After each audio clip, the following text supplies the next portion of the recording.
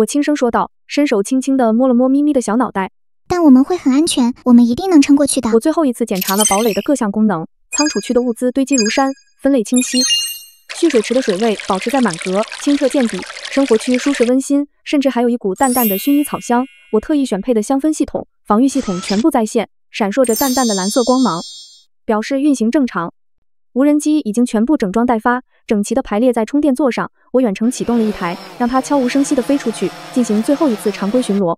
畫面傳回到我面前的屏幕上，高清鏡頭下，連路邊樹葉的紋理都清晰可見。鏡頭掃過舅舅的超市，舅媽正在門口一邊嗑瓜子，一邊和隔壁五金店的老板娘聊天，笑得花枝亂顫。舅舅則坐在櫃檯後面，一邊揉着腰，一邊看着手機，眉頭緊鎖。劉家樂那個小胖子正拿着新買的玩具槍在店裡跑来跑去，嘴裡發出令人厭煩的類似槍擊聲的聲音，差點撞倒一排貨架，引来舅舅的一聲怒吼：兔崽子，你也不知道幫家裡幹點活，看不見你老子腰疼嗎？都怪那個賠錢貨，竟然还敢離家出走，反了天了！等他吃不飽飯回来的時候，看我不打死他！舅媽听见舅舅提起我，一臉嫌弃的扭过頭来瞪着舅舅。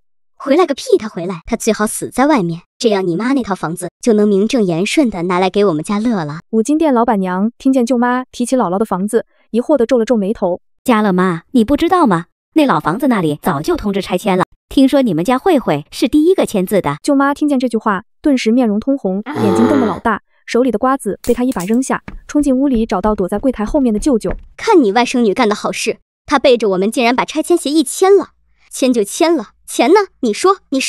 舅舅聽見舅媽這樣說，頓時腰也不疼了，噌的一聲從躺椅上彈起來。什麼？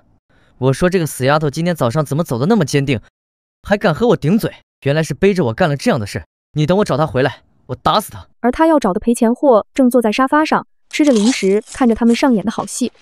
我的目光落在超市貨架上，那些貨物在系統的偽裝下看起來滿滿當當，甚至我還好心的幫他們補充了一點最便宜的07方便麵和礦泉水，讓空蕩的貨架看起來不至於太寒酸。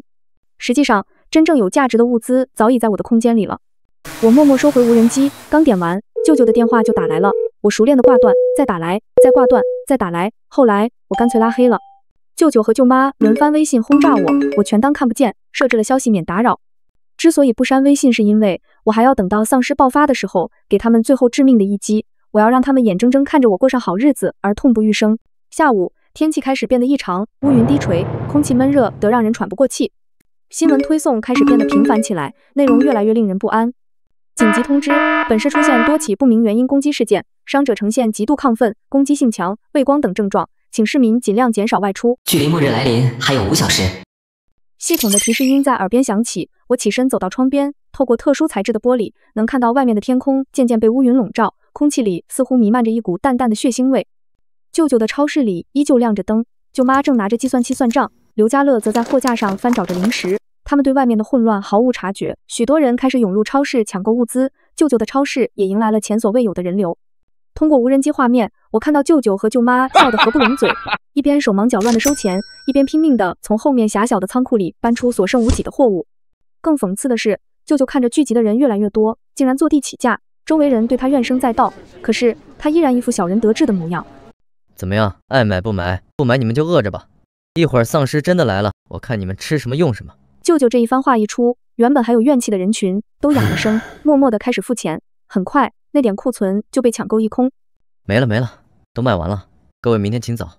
舅舅站在門口，大聲吆喝着，臉上是抑制不住的得意。搶購的人群失望地逐漸散去，跑去找其他可以購買的超市和批發市場。舅媽看着收銀機裡滿滿的鈔票，雙眼放光，頭也不抬地說道：老公，咱們發財了，早知道就該多進點貨。舅舅點了根煙，眯着眼說：急什麼？明天再去進貨，這亂世正是咱們賺錢的好機會。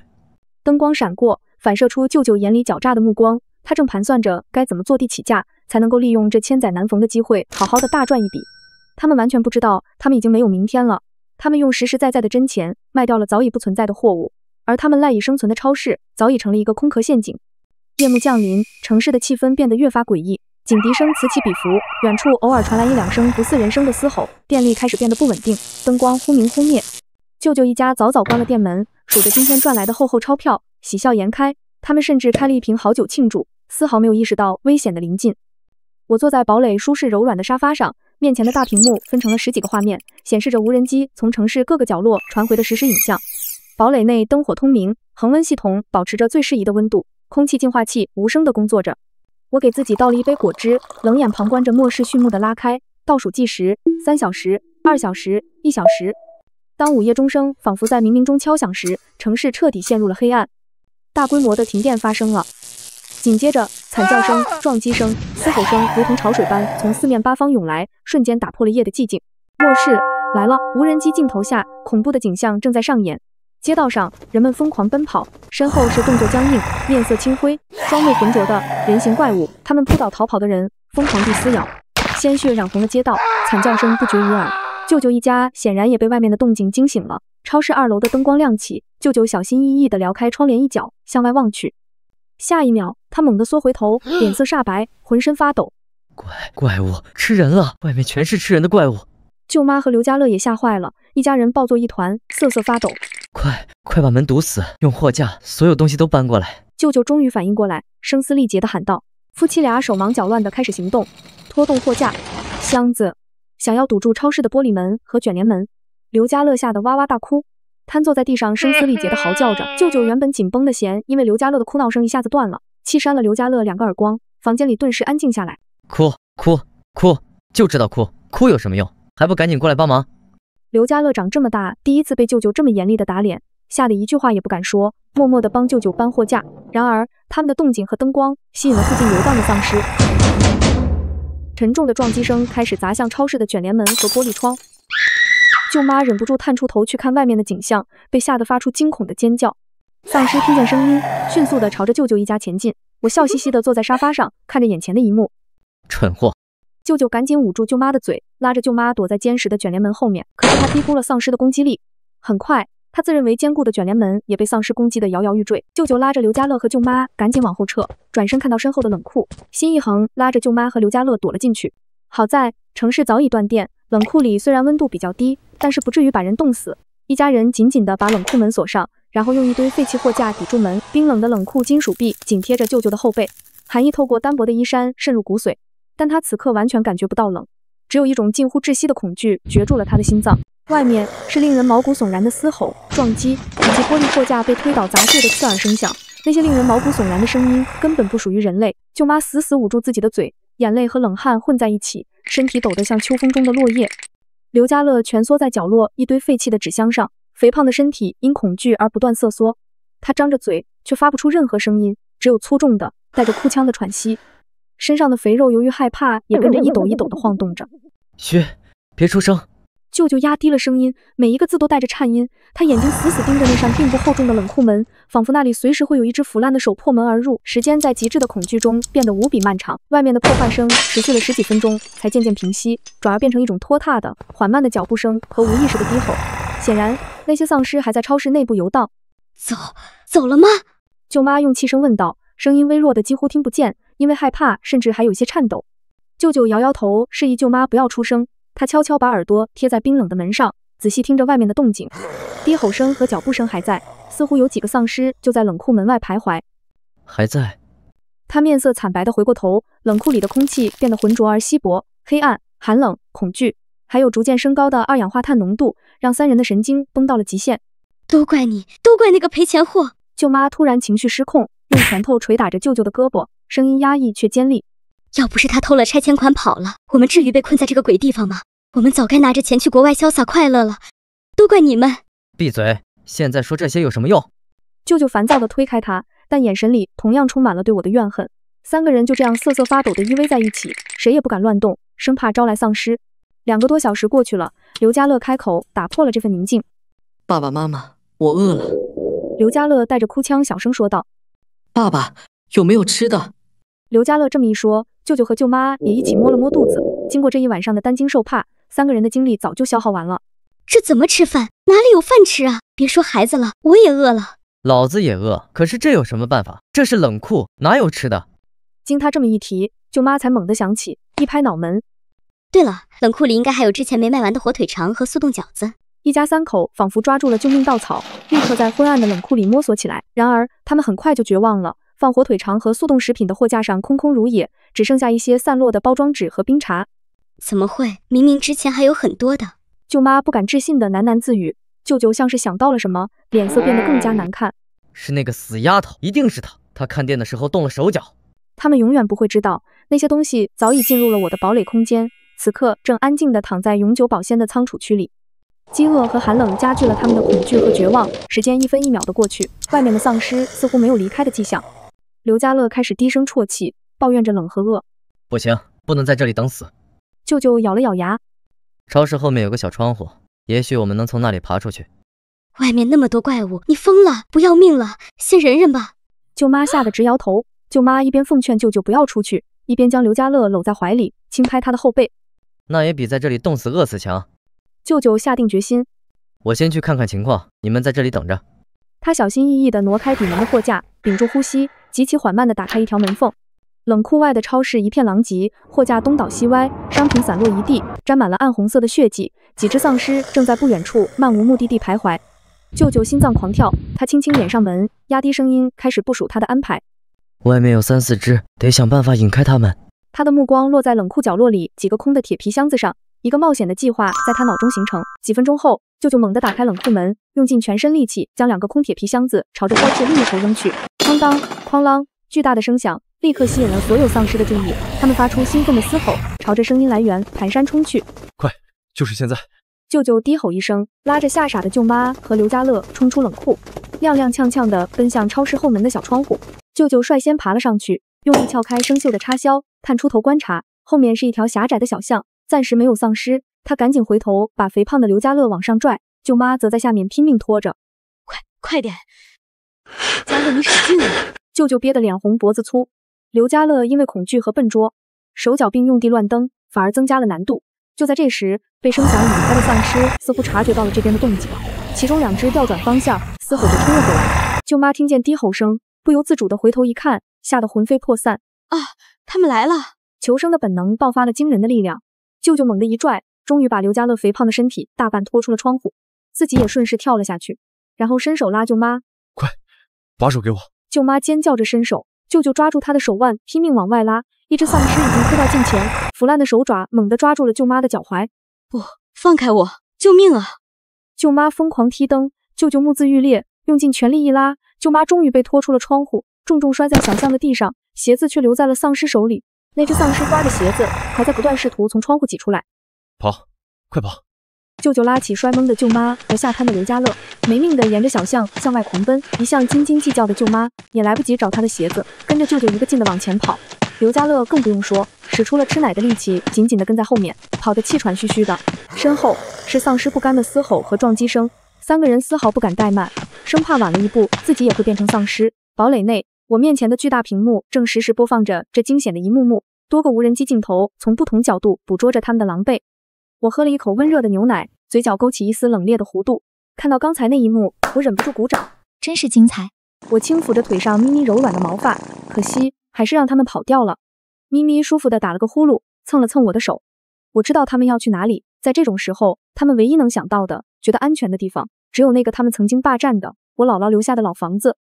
雖然那裡又舊又破，但至少有牆壁可以依靠，而且位置比較偏僻，不會有很多喪屍突然出現。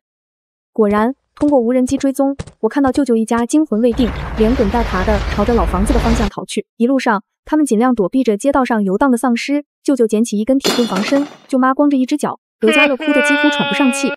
城市已經徹底陷入了混亂和黑暗，火光在某些街區燃起，慘叫聲不絕於耳，零星響起槍聲，更多的是那種無處不在的、令人絕望的喪屍嘶吼。偶爾有幸存者的身影在窗口驚恐地張望，或者慌亂地駕車試圖逃離，往往很快被蜂擁而至的喪屍包圍，人間地獄不過如此。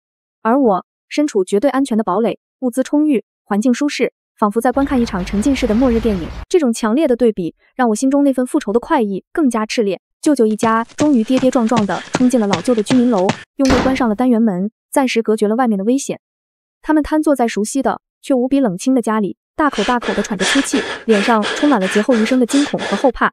暫時安全了，舅舅靠着門板滑坐下來，鐵棍咣當一聲掉在地上，嚇得舅舅有了應激反應了，趕緊提起來，生怕響聲招來喪屍。舅媽看着自己磨破流血在腳底板，和劉家樂一起放聲大哭起來，既是哭訴剛才的驚險，也是哭訴未來的絕望。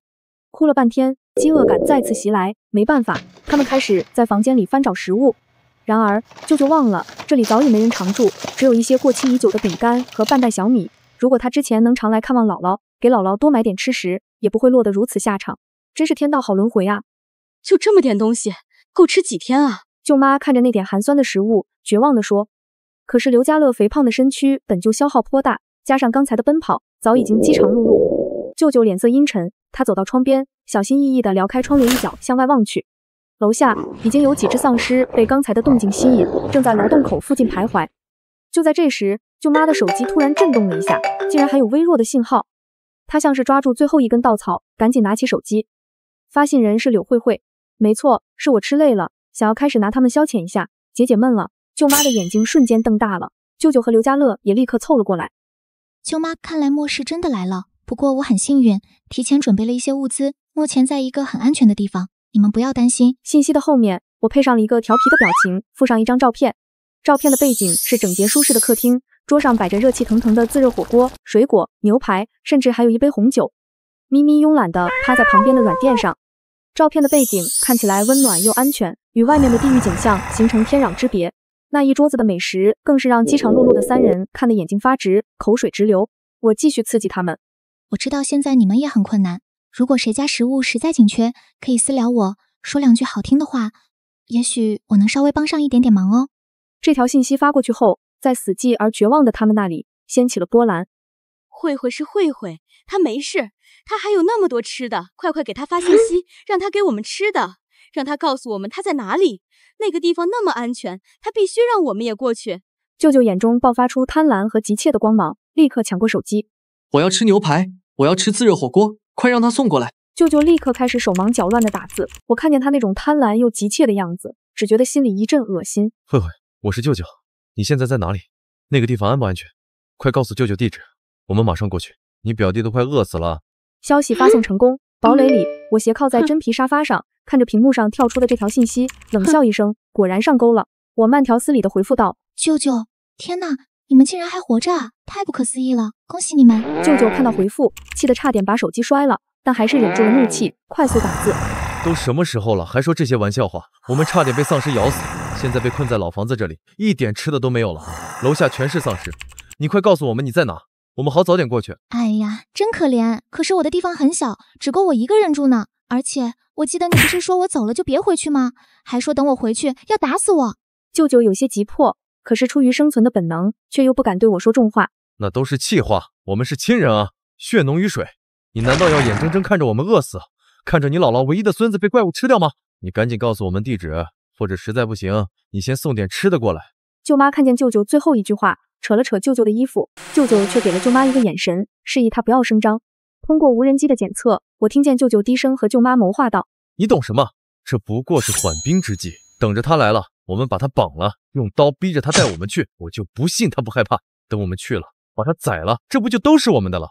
舅媽一臉崇拜地看着舅舅，一副還得是你的表情。我听見他們這樣的陰狠的計劃，心裡已經毫無波瀾了，真是一家子畜生。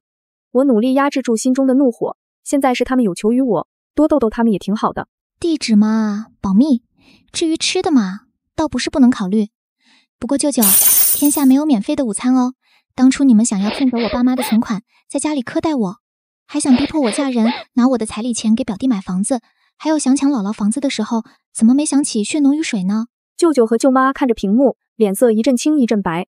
舅媽實在忍不住，搶過手機，低聲發起了語音條罵道：劉慧慧，你這個沒良心的白眼狼，我們白養你那麼多年了，你現在吃香的喝辣的，就不管我們死活了。你趕緊把吃的送過來，不然我做鬼也不會放過你。我聽着舅媽气急敗壞的語音，臉上的笑容更冷了。舅媽，火氣別那麼大嘛，想要食物可以拿東西來換。舅舅看見我終於鬆口，以為我要上鈎了，趕緊發消息穩住我。我們現在還有什麼能換的？好，慧慧，以前是舅舅沒照顧好你，你不要生氣了，看在你媽媽的面子上，就不要和我一般見識了。這樣吧，舅舅，你只要在業主群裡老老實實、原原本本的告訴大家，你們是怎麼騙走我爸媽的存款，又是怎麼想方設法要霸占姥姥留給我的房子，還有平時是怎麼對我的，說的讓我滿意了，就考慮給你們一箱方便麵，怎麼樣？放屁！舅舅氣得差點吐血。你休想！我也不氣，反而看着他气急敗壞的樣子，心裡覺得有些好笑。哦，那就算了，你們繼續餓着吧。對了，提醒你們一下，喪屍好像對聲音和燈光很敏感哦，省着點電，手機快沒電了吧。說完，我不再理會他們接連發來的從憤怒咒罵到苦苦哀求的信息。堡壘外，天色漸漸亮起，但末日的陰霾並未散去。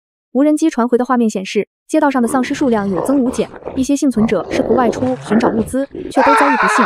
老房子裡，舅舅一家陷入了徹底的絕望，手機電量只剩下不到10%，那點過期餅乾和小米根本無法果腹。劉家樂餓得不斷哭鬧，樓下喪屍的嘶吼聲仿佛越來越近。老公，要不我們就按他說的做吧。舅媽看着餓得臉色發白的兒子，心理防線開始崩溃。在群裡說幾句就能換1箱方便面啊，沒準你發了，慧慧不生氣了，就把我們都接過去了。畢竟你是他親舅舅，他不會不管我們的。你瘋了？那樣我們以後還怎麼見人？以後？現在能不能活到以後都不知道了。舅媽看舅舅油鹽不進，低聲哭喊着：“是面子重要，還是兒子的命重要？”劉家樂也跟着哭喊：“爸，我餓，我要吃方便面。”舅舅看着妻兒，又看了看窗外游蕩的喪屍，內心劇烈掙扎。最終，對飢餓的恐懼和对生存的渴望壓倒了一切。他顫抖着手，點開了業主群，此刻群裡還有零星的求救信息和絕望的哀嚎。他閉上眼睛，深吸一口氣，開始打字。大家好，我是302的劉建國，我要向大家坦白一件事，關於我外甥女柳慧慧，我們騙走了她父母去世後留下的賠償金和存款，總共大概20多萬。他每打一個字，臉色就灰敗一分。舅媽在旁邊看着，羞愧地低下頭，眼裡卻全是對我的恨意。我想，如果我在她面前，她肯定當場就殺了我。還有他姥姥留給他的房子，我們一直想騙過來。平時在家裡，我們也對他不好。我兒子經常欺負他，我們還把他撿回來的貓弄死了。這條長長的、充滿懺悔的信息發出後，原本有些沉寂的業主群頓時炸開了鍋。雖然末世降臨，道德淪喪，但這種發生在身邊的極其自私、卑劣的行為，還是引起了幸存鄰居們的強烈反感和鄙夷。本來大家就無聊的，不知道該用什麼打發時間、轉移注意力，加上舅舅之前因為他們囤買物資、坐地起價的事情，大家對他群起而攻之。天哪，竟然還有這種人，怪不得人家小姑娘瘦瘦的，你們就是现在被喪屍咬死了，那也是活該。用外甥女父母的血汗钱去旅遊，現在還好意思發在群裡，呸，真是惡心。各種鄙夷、斥責的信息刷屏了，舅舅一家躲在房間裡，看着群裡那些刺眼的文字，感覺臉上火辣辣的，仿佛被公開處刑。看着舅舅一家的慘狀，我心中的那塊石頭終於落地了。這場末日對我而言，反而成了一次重獲公正的機會。我拿起手機，打開我和舅舅的聊天界面，發了一條信息：方便面已經送到你們小區門口了，記得速度去取。末日讓人性更加赤裸，但我不知道，在這樣的世界裡，我的選擇到底算是正義，還是成為了我曾經厭惡的那種人。舅舅咬着牙私聊我：我們照做了，你說好的方便面呢？堡壘裡，我看着這出精彩絕倫的戲碼，心情愉悅。我回復道：懺悔的還算誠懇，好吧，我說話算話，紅燒牛肉麵對吧？等着。說完，我通過堡壘的遠程控制系統鎖定了一台待命的無人機，然後我從儲物空間裡取出一包過期的紅燒牛肉麵。這原本是舅舅超市裡賣不出去的存貨，被我順手收進來，原本是想做長遠準備的，沒想到在這裡用上了。我將這包方便麵固定在無人機下方的投放裝置上，然後我操控着無人機，無聲無息地從堡壘的一個隱蔽出口飛出，朝着老房子的方向駛去。老房子裡，舅舅一家聽到窗外傳來輕微的嗡嗡聲，他們趕緊湊到窗邊，小心地拉開一點窗簾。只見一架漂亮的、科技感十足的無人機正靈活地避開樓下喪屍的抓撓，懸停在他們窗外。無人機下方用繩子吊着一包紅色的東西，是方便面，他送來了。劉家樂興奮地叫起來。舅舅趕緊打開窗戶，無人機將那包方便面精準地投遞進來，然後一個優雅的轉身，迅速升空離去，消失在天空中。三人迫不及待地撿起那包救命糧，然而當他們看清時，臉上的喜悅瞬間凝固了。只有一包，而且還是他們無比熟悉的自家超市裡那個過期了很久都沒賣出去的牌子。舅媽尖叫起来：刘慧慧，你耍我們！舅舅氣得渾身發抖，立刻拿起手機想找我算賬，卻發現手機屏幕一黑，電量徹底耗盡關機了。最後的希望破滅了。舅舅發出絕望憤怒的咆哮，狠狠地將那包過期方便面摔在地上。劉家樂看着地上那包唯一的食物，哇的一聲大哭起來：我要吃，我要吃，过期我也要吃。他撲過去撿起那包方便面，死死抱在懷裡。舅舅和舅媽看着兒子這樣，心如刀絞，也徹底崩潰了。一家三口癱在地上，抱頭痛哭。堡壘裡，我看着無人機傳回的最終畫面，那一家三口絕望崩潰的特寫，心中積壓了兩世的怨氣和恨意，終於得到了前所未有的釋放。痛快，真是痛快。很快，他們一家3口因為長期缺乏食物，厮打起来。刘家樂被舅舅策反，把舅媽反杀，这個禽獸竟然吃了自己媽媽的肉。可是即便這樣，他們也沒有逃過喪屍的攻擊，外面的喪屍越來越多，攻擊力也越來越強。父子2人一路逃，最終還是沒有逃過變成喪屍的命運，和其他喪屍扭打在一起。劉家樂體型肥碩，可是卻沒有攻擊力，很快被人當作吃食分食殆盡。而舅舅也為了保護他喪生。我看着眼前這一幕，心中無比暢快。上一世，舅媽為了填飽肚子，提出把我殺了吃了。這一世，被殺了的人卻變成了他，不知道他臨死前會不會和我上一世一樣恐懼。不過這都不重要了，重要的是我的農場裡面菜都成熟了，我得趕緊去摘一點。今天晚上我還準備吃個火鍋呢。過了很久，平板上終於傳來好消息，國家已經研發出了新的抗病毒血清，正在逐步向群眾發放。注射了血清的人可以逐漸恢復意識，病情也會得到控制。我站在窗前，看着窗外的天空逐漸晴朗起來，心情也跟着一起放晴。屬於我的晴天馬上就要到了。